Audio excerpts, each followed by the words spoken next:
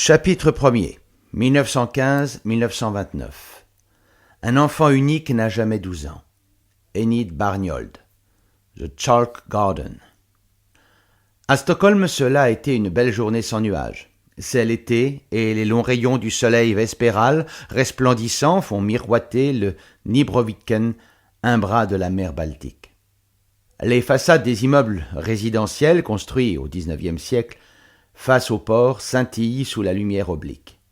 Tout en haut de l'un d'eux, au 3, Strandvägen, ce dimanche 29 août 1915, au moment précis où la cloche d'une église proche sonne 11h15, une sage-femme fait irruption dans le salon où un homme anxieux fixe le calme de la baie par les fenêtres du 6e étage.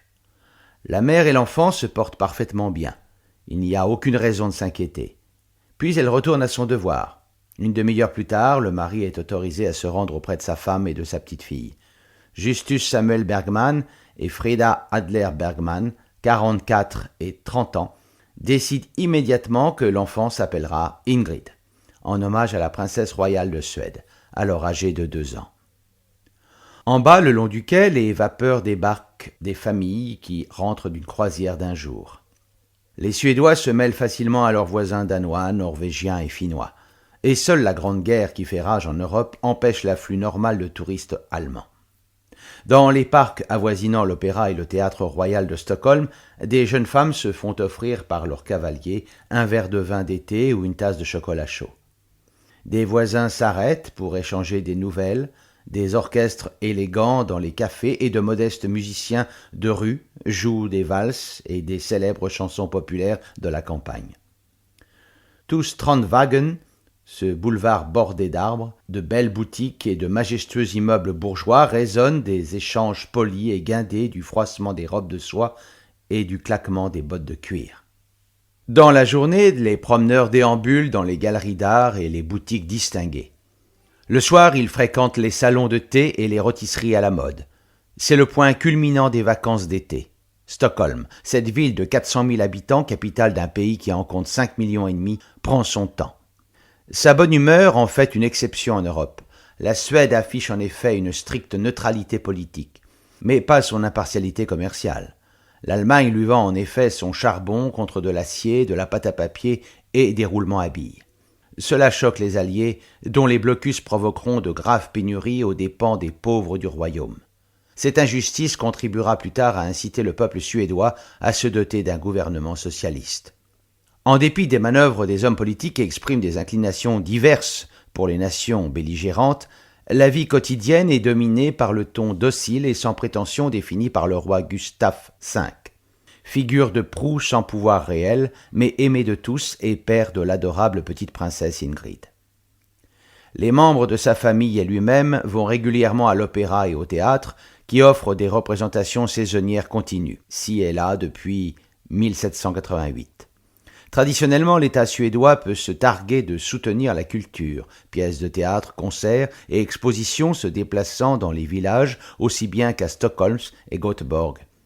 Et comme la liberté de la presse est garantie depuis 1766, les sujets controversés et l'expérimentation artistique ne se heurtent jamais à la censure. Parmi les pièces les plus sujettes à polémique montées durant la Première Guerre mondiale, on trouve celle du plus grand dramaturge suédois, August Strindberg, mort en 1912. Son œuvre comprend d'austères descriptions de souffrances intimes et d'adroites évocations des problèmes sociaux.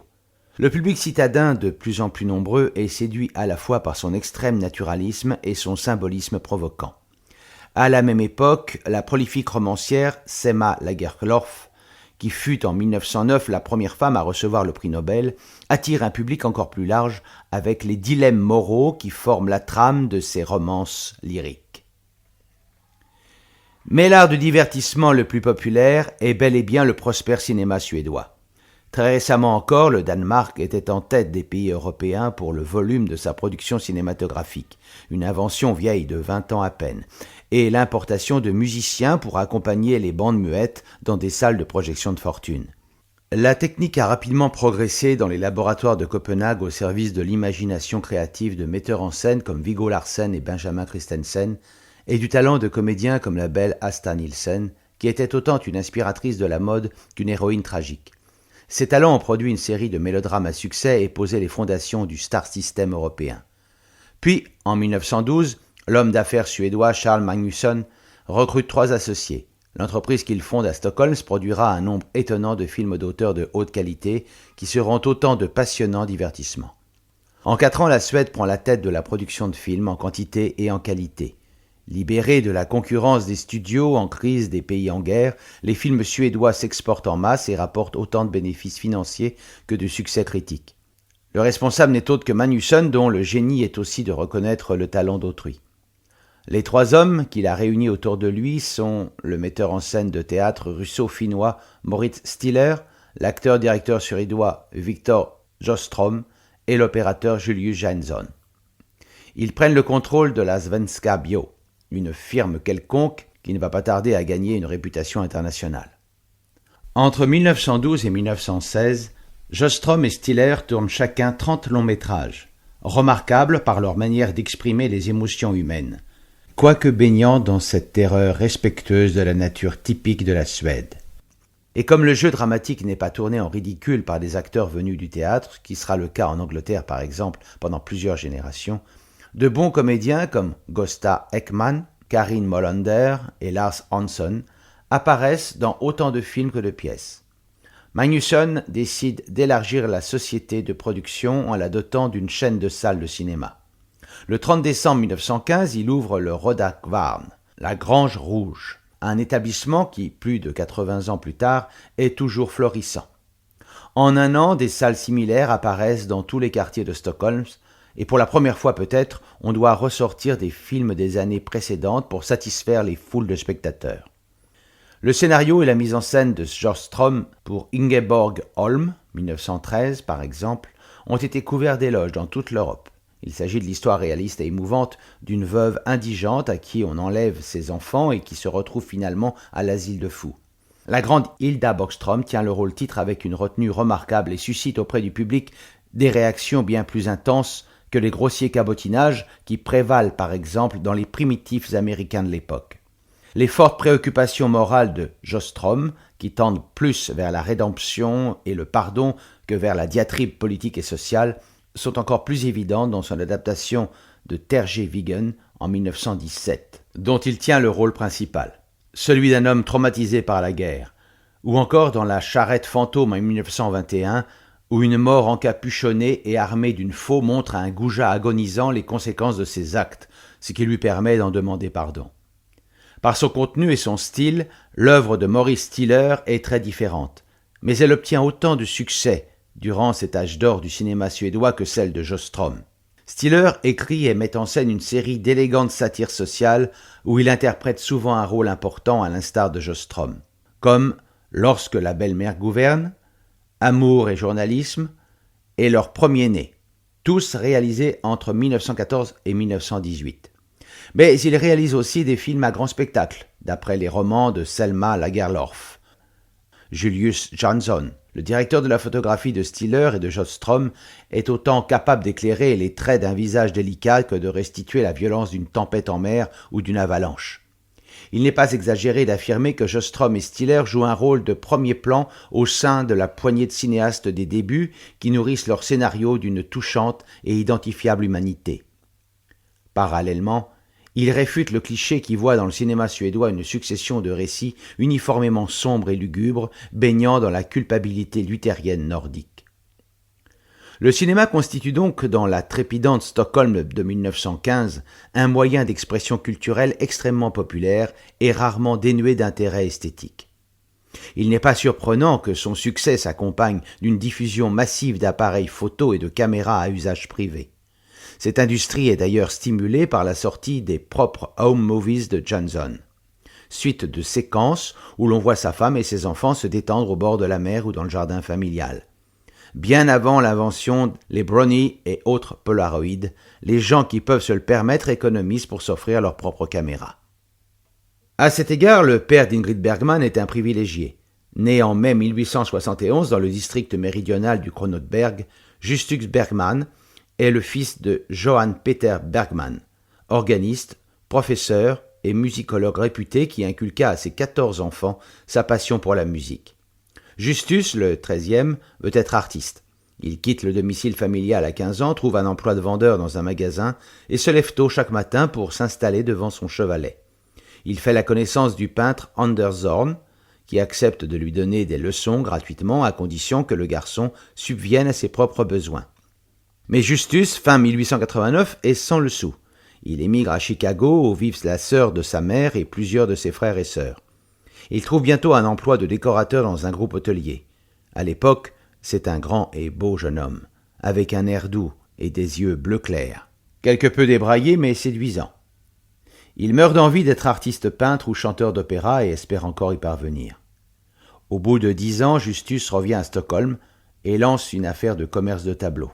Cela lui permet à peine de survivre. Il se dit qu'il pourrait être agent pour artiste peintre. Il reçoit alors les conseils avisés de son cousin Carl Nygren, professeur de chant réputé. Il prend des cours particuliers de peinture et de chant. D'octobre 1903 à mars 1906, grâce à Nygren, il a l'occasion de diriger une chorale en tournée aux États-Unis. Il visite ainsi les communautés suédoises au Minnesota, au Wisconsin, de l'Illinois et du Maine. Mais ces aventures excitantes ne nourrissent pas leur homme.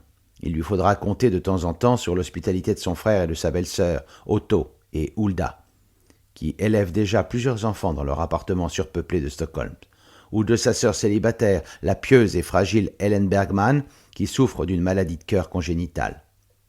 Justus aurait pu continuer à jouer à l'esthète désargenté, mais en 1906, à l'âge de 35 ans, il décide d'épouser une jolie fille bien en chair de 22 ans, une Allemande nommée Frida Adler. Il a fait sa connaissance 6 ans plus tôt, alors qu'elle était en vacances à Stockholm avec ses parents. Ils sont de Kiel, près de Hambourg. C'est là que Frida est née, en septembre 1884. Elle a 16 ans lorsqu'elle vient en Suède pour la première fois. Un après-midi, alors qu'elle se promène dans un parc, elle rencontre un jeune artiste peintre nommé Justus Bergman. Il tombe immédiatement sous le charme de sa gentillesse, de ses fascinants yeux sombres presque hypnotiques, et de son bon sens. Leur idylle fleurit avec les lilas de ce printemps 1900. Justus, qui parle allemand, enseigne à Frida les rudiments de suédois. Mais les parents de la jeune fille sont intraitables. Il n'est pas question qu'elle épouse un artiste manqué sans argent ni situation. Elle doit faire un bon mariage, comme ses sœurs aînées, Elsa et Luna, l'ont fait avant elle. C'est ainsi que Justus, après des tournées de la chorale, décroche un emploi dans une fabrique et consacre toute son énergie à gagner un salaire respectable. Son assiduité impressionne les Adler au point que lorsqu'il se rend à Kiel pour la 4e fois au printemps 1907, ils acceptent de lui donner leur fille en mariage. Ils doivent bien admettre que 7 ans de cours prouvent qu'il ne s'agit pas d'une simple passade. Après tout, Justus possède désormais un compte d'épargne impressionnant. Des années plus tard, en lisant les lettres échangées durant ses longues fiançailles, Ingrid aura l'impression que ses parents incarnaient des contraires absolus. Sa mère, dit-elle, était typiquement allemande, méthodique et ordonnée, avec beaucoup de sens pratique. Papa lui montrait toutes les caractéristiques de l'artiste bohème. C'est lui qui fit tous les compromis que son mariage exigeait. Il est devenu homme d'affaires contre sa véritable nature. Elle est persuadée que son renoncement l'a mené à beaucoup regretter les choses qu'il n'a pas pu faire. Une femme qui travailla pour Justus le qualifiera plus prosaïquement de rêveur. Les jeunes mariés rentrent à Stockholm. Justus trouve un emploi dans un magasin qui vend du matériel aux artistes et aux photographes. Il ne renonce pas pour autant à ses velléités créatives, non plus qu'à sa prétention d'être un véritable artiste. Au dire d'un journaliste, c'est un personnage bien connu des rues de Stockholm, un type soigné et agréable, facile à repérer dans la foule grâce à son grand chapeau d'artiste. Frida pose pour lui, patiemment à plusieurs reprises. Il s'accompagne souvent au piano et roucoule des airs charmants suédois ou allemands. En 1908, Frida accouche d'un enfant mort-né. 4 ans plus tard, elle met au monde un bébé prématuré qui ne vivra qu'1 semaine. Mais c'est un esprit discipliné, habitué à réprimer ses émotions. Elle semble aussi sagement pragmatique que son mari est romanesque et lyrique. Alors que Justus broie du noir pendant des semaines, elle ne s'autorise ni apitoiement sur soi-même, ni deuil prolongé. Toujours à l'ouvrage, Frida remplit les tâches auxquelles sa mère l'a formée. Elle tient sa maison méticuleusement, s'occupe de la comptabilité domestique et fin cordon bleu prépare pour Justus et elle des plats allemands riches et copieux. Mais tandis qu'il se maintient à un poids raisonnable pour sa carcasse d'1,88 m, Elle devient de plus en plus corpulente, au point que chacune de ses crises de maux d'estomac, une simple dyspepsie, apparemment due à son indulgence excessive pour la cuisine, exige plusieurs jours d'un régime spartiate. À l'époque de la naissance d'Ingrid, les affaires de Justus Bergman sont bonnes. Il a ouvert sa propre affaire sur Strandvägen, un magasin de photos pour satisfaire à la mode qui s'est emparé des habitants de Stockholm. L'amateur fortuné y trouve aussi de coûteuses caméras de cinéma. Justus, qui apporte chez lui les nouveaux appareils, collectionne avec ferveur les albums bourrés de photos et les boîtes contenant des centaines de mètres de films de sa femme, de ses frères et sœurs, ainsi que des documents sur la vie du port. Lorsqu'il est nommé directeur général de la Kunstindustrie, une firme qui produit divers accessoires pour les artistes, les photographes et les compagnies d'enregistrement, les Bergman disposent de matériel de cinéma encore plus perfectionné. Nous n'étions pas riches, racontera Ingrid, mais nous vivions confortablement. Elle ajoute que son père pouvait se permettre de satisfaire ses hobbies et ses goûts artistiques. Les billets d'une saison d'opéra pour sa femme et lui ne pesaient pas plus lourd sur le budget familial qu'une caméra dernier modèle. Toute sa vie, Ingrid gardera des photographies encadrées d'elle-même et de sa famille. Des années plus tard, elle retrouvera 14 minutes de home movies, les seuls fragments à avoir survécu à la désintégration due à l'extrême fragilité des pellicules des débuts. Le sujet favori de la cliquetante et ronronnante caméra paternelle n'est autre que la petite Ingrid, que l'on voit partout dans une variété de costumes, y compris en bébé. Grâce à son père, elle fut peut-être l'enfant le plus photographié de Suède. À l'occasion de son premier anniversaire, elle se tient debout devant la caméra de papa. Très à l'aise, elle sourit et agite joyeusement les mains. À Noël 1917, Justus la photographie avec Frida sur les marches du Théâtre Royal, qui se trouve à 2 pas de chez eux. Dans les premiers jours de 1918, le bonheur routinier de la famille Bergman est brutalement interrompu. Frida, en proie à de la fièvre et à des nausées, doit garder le lit. Tout d'abord, personne ne s'imagine qu'il puisse s'agir d'autre chose que d'une nouvelle attaque de ses aigreurs d'estomac, diagnostic habituel pour un mal qui est presque devenu chronique, surtout après les repas abondants d'une période de fête. Mais le 12 janvier, elle entre dans une agonie définitive. Pour ne pas infliger le spectacle à la petite fille, on envoie Ingrid chez son oncle Otto et sa tante Hulda. L'état de Frida empire d'heure en heure. Son visage jaunit, elle est en proie à des vomissements insupportables. Elle souffre de douleurs dans le haut de l'abdomen, si violentes qu'un médecin ayant diagnostiqué une maladie de la vésicule à un stade avancé la presse de se faire hospitaliser. Tandis qu'on organise son transport en clinique, Frida sombre dans le coma. Le jeudi 18 janvier, sa respiration est superficielle et irrégulière. Frida Bergman meurt après une journée de lutte terrible, le vendredi à 10 heures du soir. Sans avoir repris conscience, elle avait 33 ans. De ma mère, je n'ai aucun souvenir, dit Ingrid. Mon père m'a filmé sur ses genoux quand j'avais 1 an et 2 ans. À 3, il m'a photographié alors que je mettais des fleurs sur sa tombe. Cette scène du cimetière, brève et étrange, a survécu sur film. Pour Justus, il s'agit peut-être d'une manière de se servir de son hobby pour sortir de plusieurs mois de grave dépression. Mais son passe-temps eut une autre conséquence non moins singulière. Ingrid passera sa jeunesse entourée par les photographies de sa mère, qui restera dans sa mémoire comme une image monochrome. Une femme présente, autrement dit, par son absence.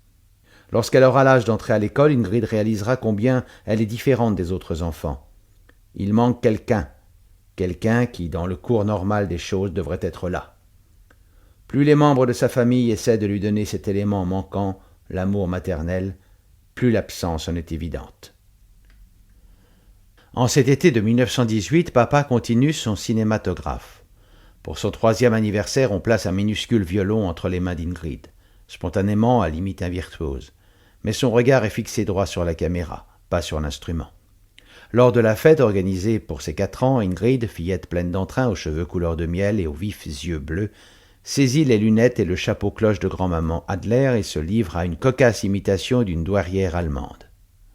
Les jours d'été, on la photographie en train de jeter des miettes de pain aux oiseaux ou de croquer des friandises à Berzelius Park, à quelque distance de Strandvägen.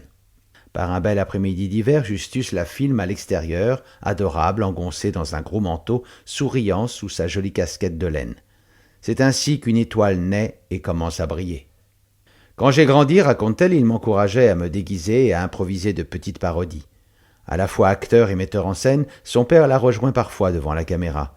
Mais cette petite fille a besoin de quelqu'un pour compenser la perte de sa mère. À la fin du printemps 1918, sa tante Hélène emménage à l'appartement. Cette vieille fille trapue de 49 ans a consacré sa vie à des parents malades ou dérangés et à des causes charitables dans les paroisses luthériennes. Mais cette année-là, ses problèmes cardiaques l'ont forcée à écourter les plus fatigants de ses devoirs pieux. Généreuse jusqu'au sacrifice, elle va se vouer au service de son frère et de sa nièce et leur faire la couture, la cuisine et le ménage. Rien de très étonnant à ce qu'Ingrid donne du maman à sa tante Hélène, mais cela cause quelque embarras à cette dernière lors d'une réunion de fidèles où chacun croit savoir que mademoiselle Bergman est célibataire. L'autre déconvenue d'Hélène vient des bouffonneries et pantomimes auxquelles se livrent Justus et Ingrid devant leur caméra. Pour se divertir et distraire quiconque veut bien l'écouter, Ingrid invente une galerie de personnages amusants et de camarades imaginaires.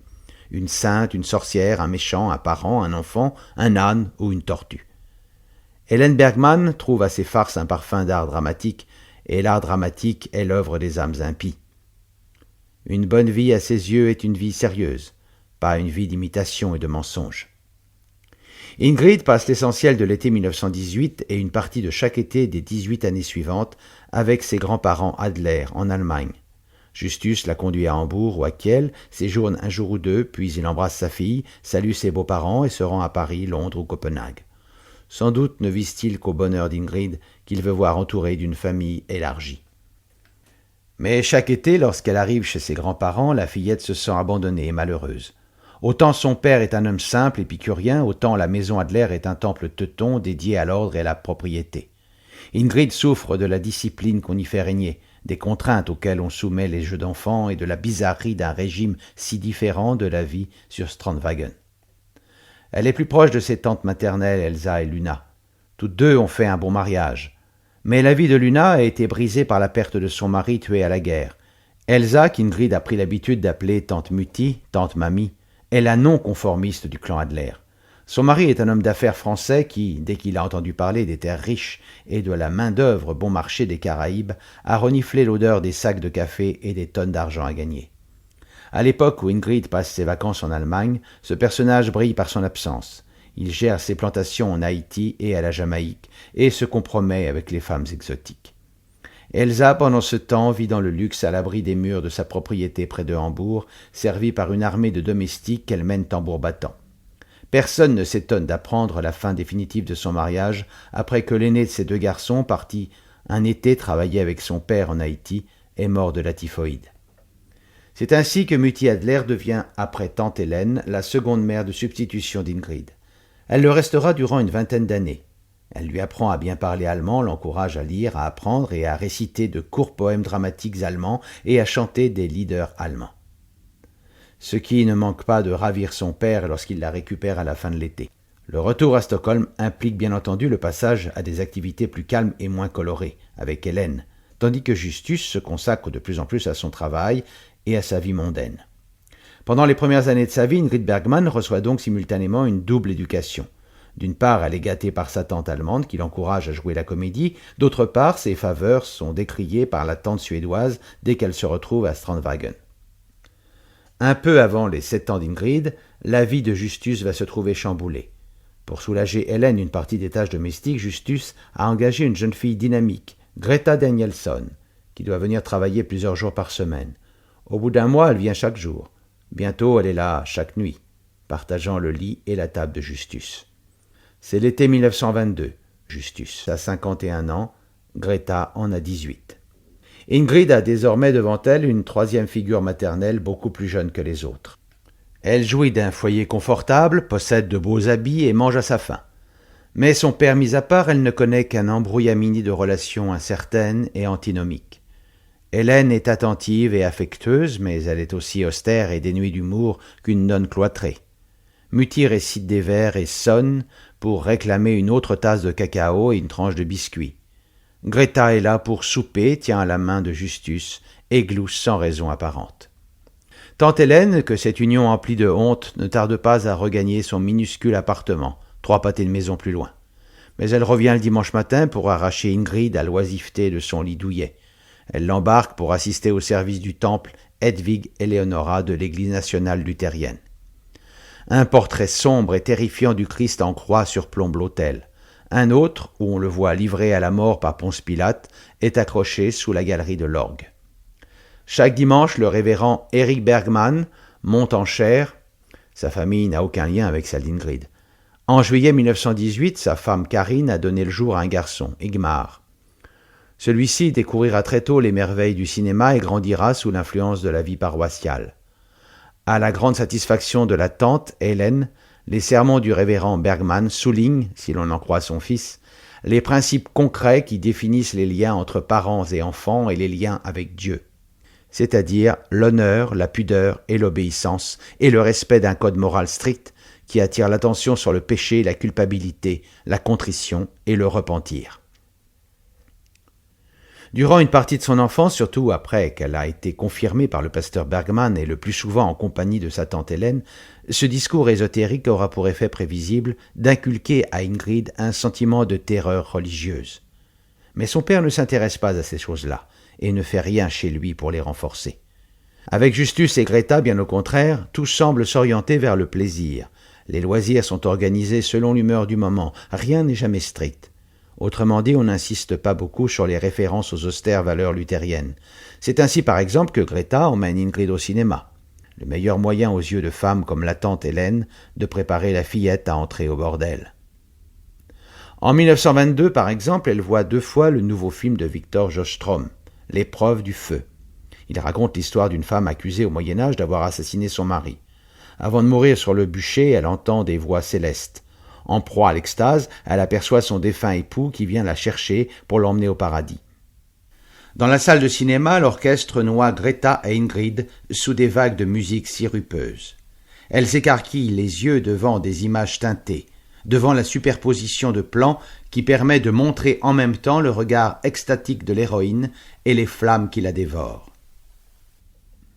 Il est évident que l'histoire est une variation sur l'un des thèmes les plus populaires de l'année, le procès et la mort de Jeanne d'Arc. Celle-ci a été récemment canonisée et symbolise le pieux dessein national à la fin de la guerre.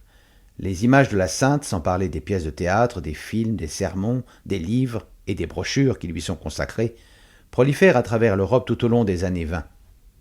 Ce culte atteindra son sommet en 1929 avec le chef-d'œuvre de Karl Dreyer, La Passion de Jeanne d'Arc. La petite paysanne, morte en 1431 à l'âge de 19 ans, est présentée à toutes les jeunes chrétiennes comme un modèle de foi, de courage et de persévérance. Depuis l'époque où j'étais petite fille d'Ingrid, elle a toujours été ma plus grande héroïne. Elle ajoute bientôt Jeanne d'Arc à sa galerie de personnages. Je lui réservais une place particulière dans mon cœur. Au lieu de collectionner les timbres ou les papillons, je me suis mise à chercher des objets en rapport à elle et à amasser livres, médailles et statues la représentant. Une telle fascination est facile à comprendre. Les récits de la vie de Jeanne insistent sur sa solitude, sa conviction de posséder une vocation intérieure, puis sur son assurance dans son affrontement aux autres, en dépit de sa pudeur. Elle est devenue le personnage que je préférais jouer. C'était une enfant timide, elle aussi, mais avec beaucoup de dignité et de courage. Le début de cette vénération coïncide avec sa brève période d'assiduité sous la houlette de sa tante à l'église du quartier. Sa fascination pour Jeanne d'Arc durera toute sa vie, mais elle cessera de fréquenter l'église. Son affection pour la sainte se renforce dès ses premiers jours d'école.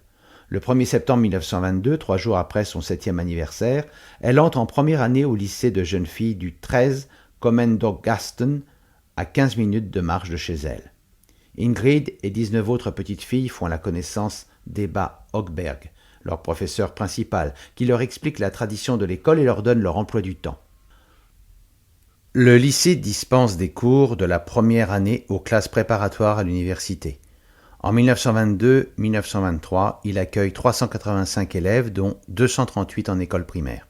Notre principale mission, lit-on dans la brochure publiée cette année-là par le lycée, ne consiste pas seulement à donner aux élèves des cours théoriques, mais aussi à former leur personnalité. C'est peut-être à cela que pensait le fondateur de notre école, le docteur Gustav Schöberg, lorsqu'il lui donna le nom de l'institution grecque traditionnelle.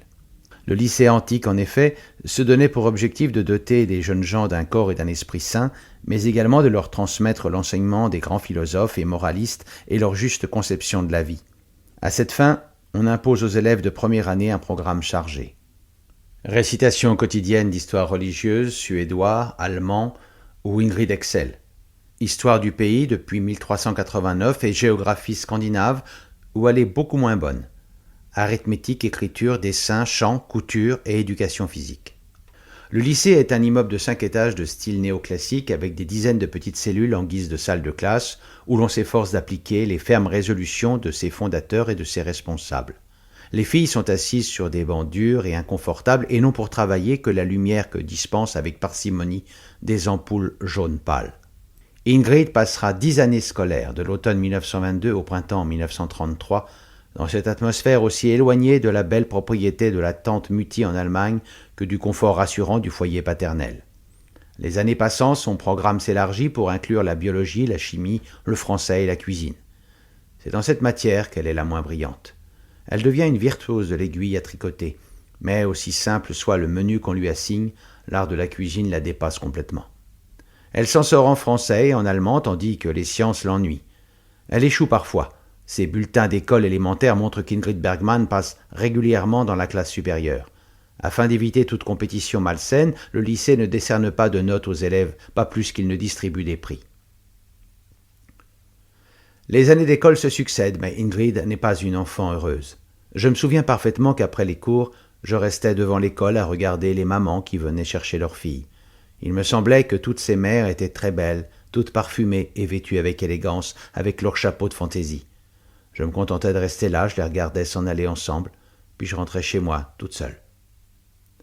En 1924, un peu avant le 9e anniversaire de sa fille, Justus abandonne l'appartement de Strandwagen pour emménager dans un logement plus grand sur Ulrikagatan, une rue agréable située près d'un parc.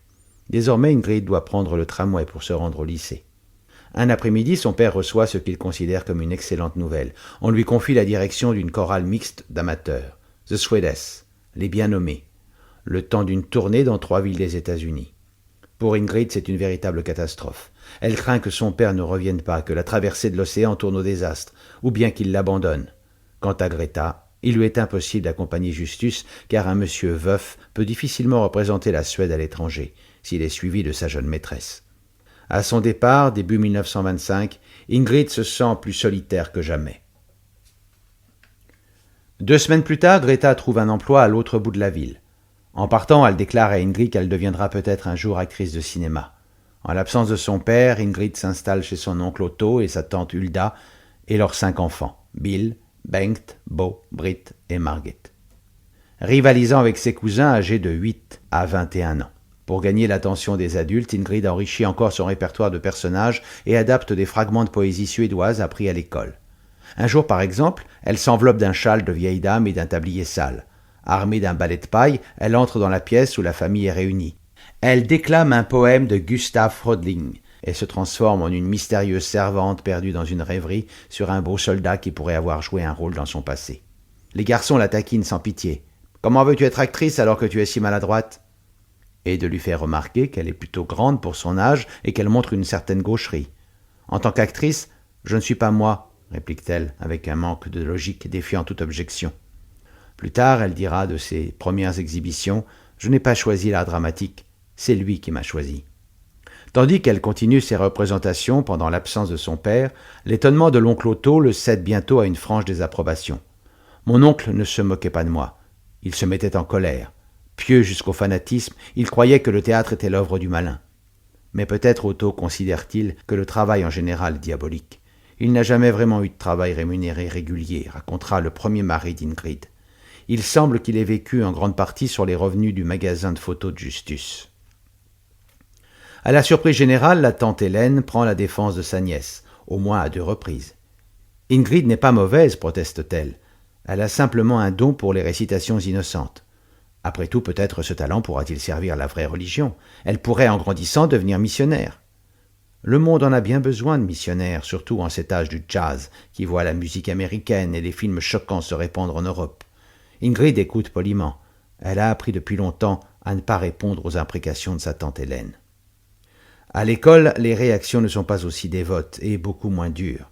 Un jour, en 5e année, Ingrid impressionne ses camarades avec une lecture de vers de Sviborg, extrait des récits de l'enseigne Stahl de Johann Ludwig Runeberg. Selon une de ses élèves, elle y met un tel pathos que toute la classe en est restée toute tremblante, les larmes aux yeux. Elle interprète d'autres poèmes comme la chanson des vents, du songe de Strindberg. Les vents soufflent, sifflent. Ouh. Les élèves peuvent presque sentir le gémissement funèbre du vent d'hiver traverser la classe. Au printemps 1925, personne ne s'étonne de voir Ingrid gagner un prix dans un concours de récitation. Sten Selander, un des juges, déclare en lui remettant ce certificat que Mademoiselle Bergman ira certainement très loin. Fin août 1925, au moment où Ingrid rentre de son séjour estival chez sa tante Mutti à Hambourg, Justus débarque à Stockholm. De tous les cadeaux qu'il rapporte à sa fille, celui qui la fascine le plus est une orange séchée de Californie. Elle la conservera des années. C'était mon premier contact avec l'Amérique. Je trouvais cela merveilleux. Peu après, ils emménagent au dernier étage d'un immeuble élégant du quartier des affaires au 34, Burger, Jacques Scatton. Le voyage de papa a encore renforcé sa passion pour la musique. Pendant l'automne, il continue à travailler le piano et à prendre des leçons de direction d'orchestre. Il offre à sa fille des cours particuliers de chant. « Tu as 10 ans, lui dit-il, et ton avenir est tout tracé. Tu seras une grande cantatrice. » Il m'emmenait à l'opéra, racontera-t-elle, mais je m'y ennuyais. On la voit dans un Death Home Movies de papa, une partition à la main. Elle chante. Justus l'accompagne au piano. Elle sourit à la caméra sans beaucoup d'enthousiasme. Son regard semble implorer une délivrance. À l'époque, elle est prête à tout pour faire plaisir à son père. Elle se tient tranquille. En revanche, elle ne peut réprimer sa joie lorsqu'il l'emmène pour la première fois au Théâtre Royal à l'automne 1926, 2 mois après son anniversaire. Elle a emprunté une robe à une de ses cousines, rouge cerise, la couleur préférée de Justus, et l'a fait repasser 3 fois dans l'après-midi par sa tante Hélène. Aussi loin que remontent ses souvenirs, l'image du quartier de Strandwagen est dominée par ce théâtre construit en 1908, qui est certainement un des hommages architecturaux les plus élégants et les plus éloquents jamais élevés à la gloire de l'art dramatique. Papa et Greta lui ont montré le grand escalier de marbre, les figures allégoriques des arts, les frises de Dionysos et de la Commedia dell'arte, les statues de la tragédie et de la comédie. Pendant des années, Ingrid a observé de sa fenêtre les dames et les messieurs qui venaient en habit de soirée assister aux premières. Aujourd'hui, elle y pénètre enfin. Elle lève les yeux vers la fresque de plafond réalisée par le peintre Carl Larsson. C'est la naissance du théâtre, chef-d'œuvre d'art nouveau où une jeune fille vêtue de voile léger reçoit une couronne de laurier des mains d'un personnage masculin. Celui-ci symbolise la critique. De l'autre main, il brandit un autre moyen de rétribution, une épée meurtrière. Cette soirée d'automne aura une importance décisive dans la vie d'Ingrid. On joue Patrasket de Hjalmar Bergman, un romancier et dramaturge contemporain, dont l'œuvre exprime un désespoir amer sur la vie et le destin des hommes. Il n'a aucun lien familial avec Justus ni avec le pasteur Bergman. La pièce raconte l'histoire d'une famille qui a besoin de l'aide d'un riche parent juif. Elle est présentée comme une comédie, quoiqu'il y eût peu de raison de rire d'une histoire fondée sur la vénalité et l'hypocrisie. Mais peu importe, le contenu et l'antisémitisme sous-jacent de la pièce. La petite Ingrid a 11 ans et découvre le théâtre. Les yeux me sortaient de la tête. Voilà que sur cette scène, il y avait des adultes qui faisaient ce que je faisais moi-même à la maison juste pour le plaisir. Et pour ça, on les payait. C'est ainsi qu'ils gagnaient leur vie. J'étais tout simplement incapable de comprendre comment ces acteurs pouvaient se comporter comme moi-même, inventer un monde de faux semblants et appeler cela du travail. À la première pause, je me suis tourné vers mon père, et la salle entière a dû m'entendre tant j'étais excité, pour lui dire « Papa, c'est ça que je veux faire !» À partir de ce soir-là, ses improvisations devant la famille seront plus décidées que jamais. Justus l'emmène voir une pièce après l'autre, en espérant qu'elle finira par se désintéresser du théâtre et se consacrer sérieusement à la musique. Ils vont voir plusieurs pièces avec le grand Gösta Ekman. Au lycée, Ingrid continue d'impressionner professeurs et camarades par sa mémoire, après avoir vu une pièce intitulée « L'ascenseur vert » par exemple. Elle est capable de réciter presque mot pour mot des extraits de la tirade finale du personnage principal. Les lamentations d'un garçon ivre évoquant son amour perdu. « Tessie, ma petite reine des fées du matin !» Il ne fait aucun doute que l'interprétation est meilleure que le texte. 1927. Dès qu'elles sont laissées sans surveillance, les filles du lycée comptent sur Ingrid pour les distraire. Un jour, elle se lance dans un monologue, mais le retour imprévu du professeur Estersund entraîne l'exclusion de tout le groupe pour la journée. Qu'importe, les filles suivent Ingrid au parc Humlegarden, où elle mène la scène à son terme. La mort d'un vieillard malade. Peut-être les passants s'alarment-ils du spectacle de ces 25 filles de 12 ans agglutinées autour d'une de leurs camarades qui feint l'agonie sur un banc public. En tout cas, son succès la satisfait et l'amuse. Jouer est une source de plaisir sans mélange. Elle adore surprendre ses professeurs et ses camarades. Elle déclame un poème tragique et quelques jours plus tard, ce sont des scènes extraites d'une farce. Elle joue la mort de Jeanne d'Arc. La semaine suivante, elle improvise sur un personnage de femme qui a forcé sur le champagne et ne trouve plus la clé pour rentrer chez elle. Ingrid avait beaucoup d'humour, raconte une de ses anciennes condisciples. C'était une des filles les plus drôles de l'école. Comme la plupart d'entre nous, elle n'était pas très studieuse, mais nous nous arrangions toujours pour passer dans la classe supérieure. Cette année-là, les filles lisent en cours l'histoire de Tristan et Iseult. C'était pathétique au regard de mes rêves romanesques de jeune fille, dit Ingrid. L'amour véritable, c'était un rêve précieux pour une fille aussi peu séduisante que moi. Elle exagère, bien entendu.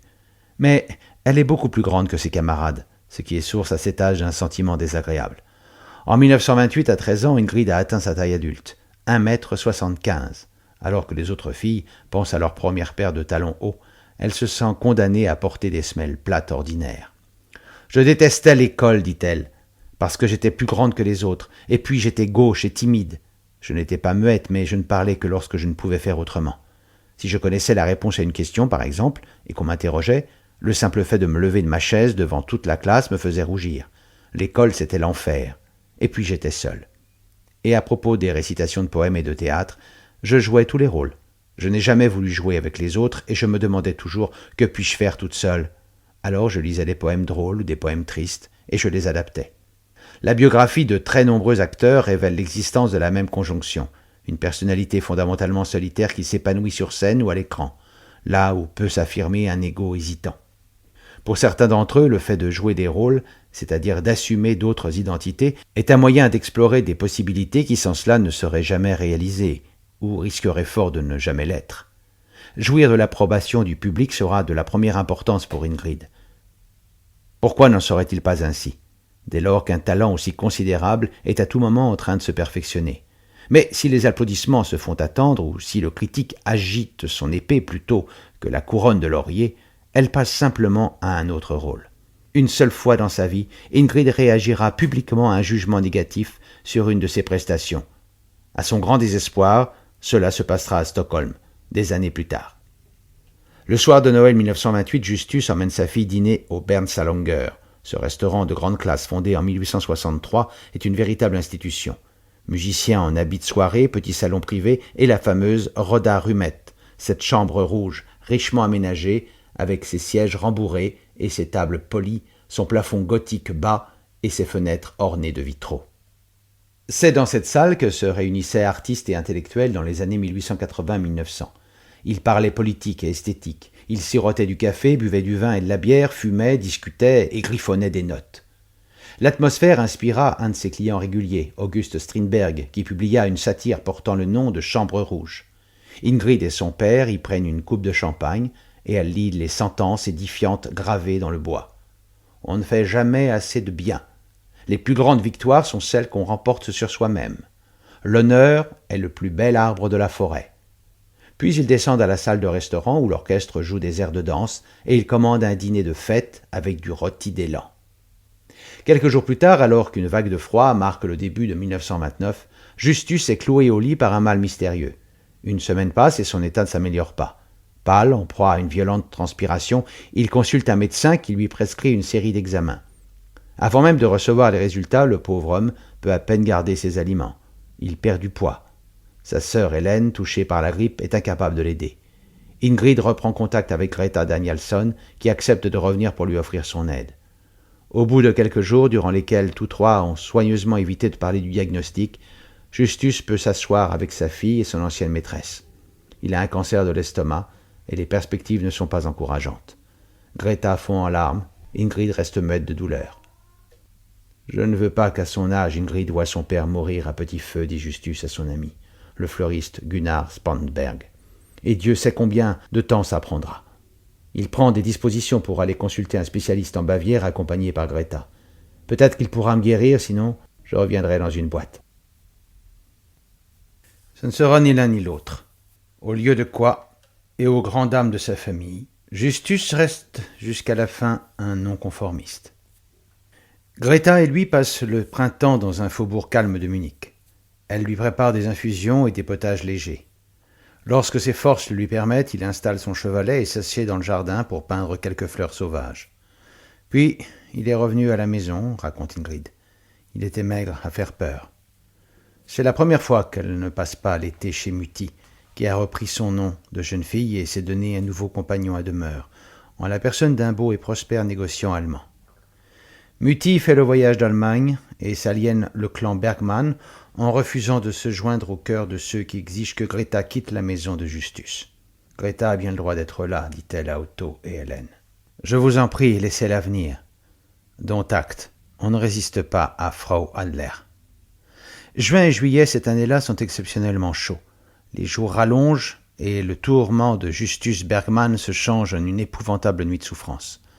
Jusqu'à l'hiver précédent, jusqu'à ce que cette soudaine maladie vienne barrer la route à son instinct vital, il a toujours joui d'une parfaite santé.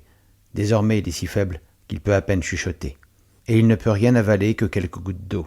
Greta le baigne avec des compresses fraîches, sans tenir compte de ses protestations. Ingrid dort quelques heures l'après-midi et passe ses nuits à son chevet. Elle lui tient la main. Dans ce qui est peut-être à ce jour-là sa plus brillante interprétation, elle fredonne ses chansons préférées et répète doucement ce qu'elle sait être une chimère. S'il pouvait tenir jusqu'au bout de cet interminable été, s'il pouvait avaler un peu de soupe, s'il pouvait trouver un meilleur médecin, s'il pouvait seulement. Le 28 juillet, vers minuit, Justus respire de plus en plus difficilement. 4 heures plus tard, alors qu'Ingrid et Greta sont à son chevet, il tourne lentement la tête vers elle et les regarde avec tendresse. Justus Samuel Bergmann meurt le 29 juillet 1929 à 3h55 du matin. Il a 58 ans. Dans un mois, Ingrid en aura 14. Les journaux du lendemain publient sous la signature d'Ingrid un avis de décès rédigé par Hélène et Otto. Mon père a trépassé dans la paix et la sérénité. Il est pleuré par sa fille, sa famille et tous ceux qui depuis de nombreuses années ont été ses amis et ses collaborateurs. Obsèques au cimetière du Nord samedi 3 août à 4 heures. Pendant des mois, Ingrid va se renfermer sur elle-même au point qu'on s'inquiète pour sa santé. Elle ne donne plus de représentation impromptue à la famille, plus de récitation ni de divertissement. Et elle n'intervient pas dans les conversations. Greta, qui lui tient compagnie jusqu'à la rentrée des classes de septembre, est incapable de l'intéresser à quoi que ce soit, ni à des films, ni à la pièce qu'elles vont voir à l'automne. Pendant un temps, Ingrid essaie de peindre, mais lorsqu'elle barbouille la toile, la tristesse l'empêche de travailler, de réfléchir ou de se souvenir, et le pinceau de son père lui tombe des mains. Cette année-là, je n'imaginais pas comment je pourrais continuer à vivre, dit-elle. Eh bien, j'ai continué. Nous continuons tous.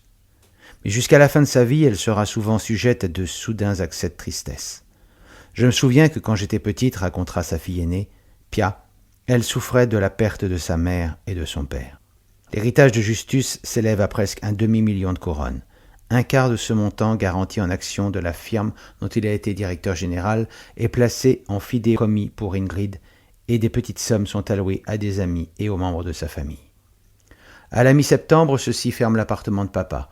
On installe Ingrid chez la tante Hélène, dans le logement sombre, au 6 Niebergartstein, c'est tout près et le quartier lui est familier.